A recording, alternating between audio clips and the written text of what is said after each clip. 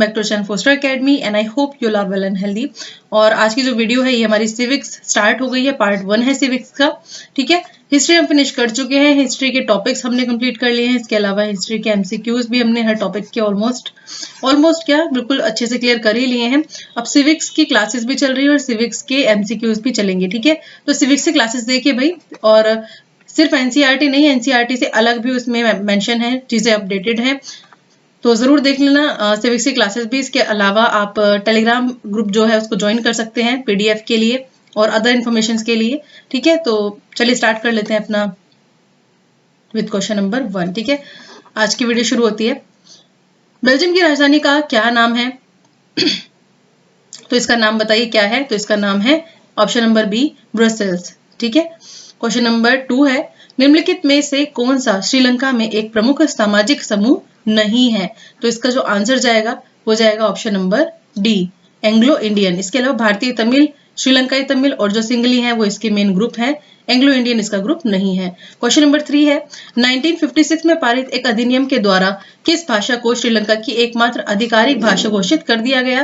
तो इसका आंसर रहेगा ऑप्शन नंबर बी, यानी सिंघल भाषा को, सिंघलीज को। ठीक है, क्वेश्चन नंबर 4, श्रीलंका के किस भाग में श्रीलंकाई तमिल ज्यादा रहते हैं? तो इसका जो आंसर जाएगा वो आंसर जाएगा इसका ऑप्शन नंबर बी, उत्तर और पूर्व भाग में। नेक्स्ट है, ज्यादातर सिंगली भाषी जो लोग हैं वो किस धर्म को मानने वाले हैं? तो ये लोग हैं ज्यादातर मानने वाले बौद्ध धर्म को। ठीक है, ऑप्शन नंबर ए बिल्कुल सही रहेगा। क्वेश्चन नंबर 6 है, निम्नलिखित में से किस देश में शक्तियों का संघीय विभाजन है? तो इसका जो आंसर रहेगा वो रहेगा डी, ए और बी दोनों में, यानी भारत और बेल्जियम में दोनों में ही संघवादी व्यवस्था देखने को मिली है, यानी संघीय व्यवस्था देखने को मिली है, जिसमें क्या होता है कि जो पावर है उसका डिस्ट्रीब्यूशन कर दिया जाता है। ठीक है, लेवल के हिसाब से। इनमें कौन सा कथन गलत है? इनमें से गलत कथन आपको सेलेक्ट करना है, तो इसका जो आंसर जाएगा वो जाएगा आपका ऑप्शन नंबर बी, दोनों ने समान रूप से पावर शेयरिंग के सवाल को निपटाया। यहाँ पर दोनों का मतलब क्या है? दोनों का मतलब है बेल्जियम, ठीक है, इसके अलावा श्रीलंका। तो श्रीलंका और बेल्जियम दोनों में ही प्रॉब्लम्स देखने को मिली। श्रीलंका ने अलग तरीका अपनाया और बेल्जियम ने अलग तरीका अपनाया, तो इसलिए दोनों की पावर शेयरिंग की जो चीजें थी वो बिल्कुल अलग थी। क्वेश्चन नंबर 8 देख लेते हैं, निम्नलिखित में से कौन सा कथन जो है वो संघीय विभाजन की शक्तियों के पहलुओं में से एक नहीं है? यानी संघीय विभाजन की जो रूप है वो नहीं है। तो इसका जो आंसर रहेगा वो रहेगा ऑप्शन नंबर, जैसे कि पहले ये देख लेते हैं इसके ऑप्शंस। केंद्रीय, प्रांतीय और स्थानीय सरकारों के बीच शक्तियों का बंटवारा, सरकार के उच्च और निचले स्तरों में शक्तियों का विभाजन, संविधान स्पष्ट रूप से सरकार के विभिन्न स्तरों की क्या करता है? शक्तियों को स्पष्ट करता है, और शक्तियों का कोई ऊर्ध्वाधर वितरण नहीं। तो इसका ऑप्शन नंबर डी बिल्कुल करेक्ट रहेगा, शक्तियों का कोई ऊर्ध्वाधर वितरण नहीं। क्वेश्चन नंबर 9, पावर शेयरिंग जो है यानी शक्तियों का बंटवारा जो है ठीक है, क्योंकि क्या करते, इसकी वजह से क्या होता है? इसकी वजह से क्या होता है? यह सामाजिक समूहों के बीच में संघर्ष की संभावना को क्या करता है? कम करता है। निम्नलिखित में से क्वेश्चन नंबर 10 देख लेते हैं हम। निम्नलिखित में से कौन श्रीलंकाई तमिलों की शुरुआती मांगों में से एक नहीं था? यहाँ पर नहीं भी है, ये भी देख लेना है। यानी श्रीलंकाई तमिल जो थे उन्होंने काफी डिमांड शुरू करी, लेकिन उन डिमांड में शुरुआत में कौन सी डिमांड इसमें नहीं थी? तो इसका जो आंसर जाएगा वो जाएगा ऑप्शन नंबर डी, एक स्वतंत्र तमिल ईलम राज्य का निर्माण। ठीक है, तो बाद की बात थी। 1950 से 1960 के दशक के दौरान बेल्जियम में डच भाषी और फ्रांसीसी भाषी समुदायों के बीच तनाव के कारण क्या थे? तो इसका आंसर रहेगा आपका ऑप्शन नंबर बी, फ्रांसीसी भाषी समुदाय जो है वो बहुसंख्यक डच भाषी जो समुदाय है उसकी तुलना में अधिक समृद्ध और शक्तिशाली था। नेक्स्ट देख लेते हैं, तो यही जो बात थी यही कॉन्फ्लिक्ट का कारण आगे बनी। 1970 से 1993 के बीच में बेल्जियम के संविधानों में कितने बार संशोधन हुए? तो इसका आंसर जाएगा आपका डी, 4 बार संशोधन हुए इसमें। ठीक है, क्वेश्चन नंबर 13 देख लेते हैं, बेल्जियम में निम्नलिखित में से किसी कौन सी जो भाषा है वो नहीं बोली जाती थी? तो इसका आंसर आएगा option number C, Danish, French, Dutch और जर्मन यहाँ पर बोली जाती थी। क्वेश्चन नंबर 14 है, निम्नलिखित में से किस वर्ष में श्रीलंका एक स्वतंत्र देश बना था? तो ये स्वतंत्र देश बना था कब? 1948 में। नेक्स्ट क्वेश्चन है, निम्नलिखित में से कौन सा समुदाय जो है वो ब्रुसेल्स में अधिक संख्या में था? यानी कौन से टाइप के जो स्पीकर थे, कौन सी भाषा यहाँ पर सबसे ज्यादा बोली जाती थी? तो इसका आंसर जाएगा ए, फ्रेंच स्पीकिंग लोग जो थे वो यहाँ पर अधिक संख्या में थे। नेक्स्ट क्वेश्चन है, बेल्जियम में सामुदायिक सरकार का चुनाव कौन करता है? बेल्जियम में सामुदायिक सरकार का चुनाव कौन करता है? तो इसका आंसर जाएगा ऑप्शन नंबर ए, एक भाषा समुदाय से संबंधित लोग। क्वेश्चन नंबर 17, निम्नलिखित में से किस देश में बहुसंख्यकवाद का सिद्धांत नागरिक युद्ध का कारण बना? यानी बहुसंख्यकों का जो है वो प्रभुत्व बढ़ता चला गया और वो इतना बढ़ गया कि जो दूसरे समुदाय हैं उन्होंने क्या कर दिया, युद्ध का ऐलान कर दिया। ठीक है, तो क्वेश्चन नंबर 17 का आंसर रहेगा बी। श्रीलंका में ये हालत देखने को मिली थी जिसमें सिंगली और तमिल जो समुदाय है उसके बीच में कॉन्फ्लिक्ट देखने को मिला था।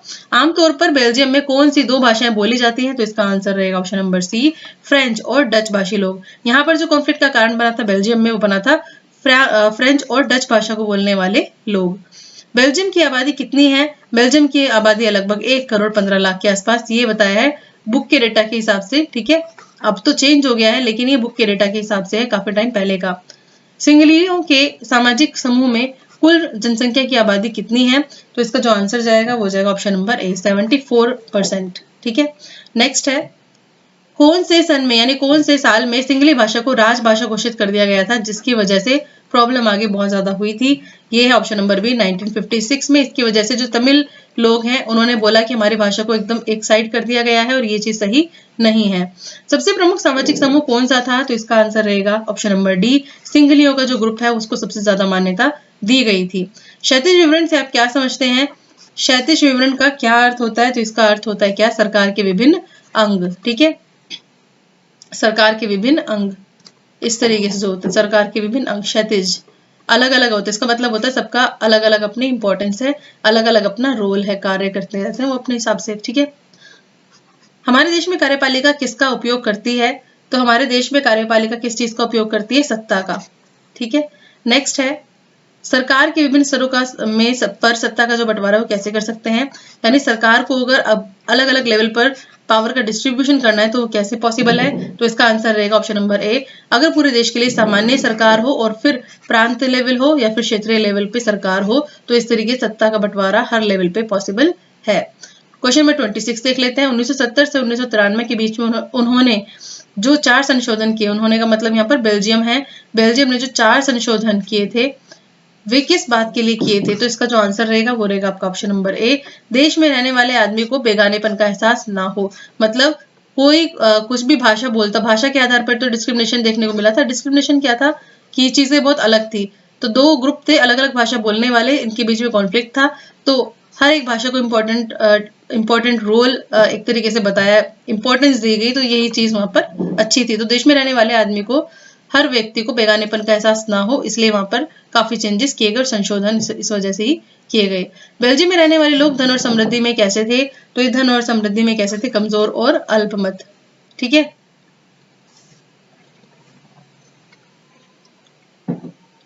बेल्जियम में रहने वाले लोग धन और समृद्धि में कैसे थे? कमजोर और अल्पमत। यहाँ पर एक पर्टिकुलर ग्रुप की बात हो रही है। ठीक है, 28 की अगर बात करें क्या आप कमेंट सेक्शन में बता सकते हैं कि बेल्जियम में सेंट्रल लेवल पे यानी पूरे देश में डच या फिर फ्रेंच, इनमें से कौन सी भाषा जो है वो सबसे ज्यादा बोली जाती थी? मैं यहाँ पर बात करूं बेल्जियम में, पूरे बेल्जियम में, यहाँ मैं सिर्फ ब्रुसेल्स की बात नहीं कर रही हूँ कि ब्रुसेल्स में डच और फ्रेंच बोलने वाले कितने लोग थे, पूरे देश में डच और फ्रेंच जो स्पीकिंग लोग थे वो कितने थे। ठीक है, आप आंसर जरूर नीचे मेंशन कीजिए। ब्रुसेल्स के 20% लोग किस भाषा को बोलते थे? हाँ, मेरे ख्याल से आपको आंसर तो भी मिल जाएगा, पर इसके लिए वीडियो आपको ध्यान से देखने की जरूरत है। ब्रुसेल्स के 20% जो लोग हैं वो किस भाषा को बोलते थे? तो इसका जो आंसर जाएगा वो जाएगा आपका ऑप्शन नंबर बी, डच भाषा को। क्वेश्चन नंबर 29 की तरफ चलते हैं। बेल्जियम का क्षेत्रफल हमारे देश के किस राज्य से भी छोटा है? तो इसका आंसर है ऑप्शन नंबर सी, हरियाणा से भी छोटा है। 1956 में पारित एक अधिनियम द्वारा किस भाषा को श्रीलंका की एकमात्र आधिकारिक भाषा के रूप में घोषित कर दिया गया है? तो ये थी सिंगल भाषा। ये हो चुका है तो मैं डायरेक्ट आपको नेक्स्ट पर लेके जाऊंगी। क्वेश्चन नंबर 31, श्रीलंका एक द्वितीय देश है, द्वितीय नहीं द्वीपीय, द्वीपीय देश है जो तमिलनाडु के डैश तट से कुछ किलोमीटर की दूरी पर है। तो आपको आंसर बताना है तो ये कितने किलोमीटर की दूरी पर है या फिर कौन सी दिशा में पड़ता है? ये पड़ता है दक्षिणी दिशा में। ठीक है, दक्षिणी तट पर। क्वेश्चन नंबर 32 है, निम्नलिखित में से किस देश में शक्तियों का संघीय विभाजन है? तो इसका आंसर है ऑप्शन नंबर डी, भारत और बेल्जियम दोनों में ही है। बेल्जियम की सीमा किन देशों से लगती है? ठीक है, तो हम कह सकते हैं कि हमने 30 क्वेश्चन ही किया है लगभग आज, क्योंकि कुछ क्वेश्चन रिपीट हो गए हैं। तो आपको ये वाला जो आंसर है कमेंट सेक्शन में इसके बारे में बताना है कि बेल्जियम की सीमा किन देशों से लगती है। ठीक है, option number A, B, C, D क्या आंसर रहेगा? कमेंट सेक्शन में जरूर बताया कीजिए, ठीक है। और सिविक्स की वीडियो देख लीजिए भाई। और इसके अलावा अगर कोई क्वेरी है तो वो जरूर पूछिए। इसके अलावा एक चीज और है, संडे जो टॉक है, संडे टॉक के लिए आप कुछ अगर पूछना चाहते हैं तो पूछ सकते हैं। हमारी एक संडे टॉक होगी 9 बजे, आपको पता ही है, रात को। उसमें कोशिश की जाएगी कि ज्यादा से ज्यादा क्वेश्चंस लिए जाएं और उनके आंसर दिए जाएं, ठीक है। तो चलिए, ये थी आज की वीडियो। बने रहिए फोस्टर एकेडमी के साथ। Thank you so much for watching this video.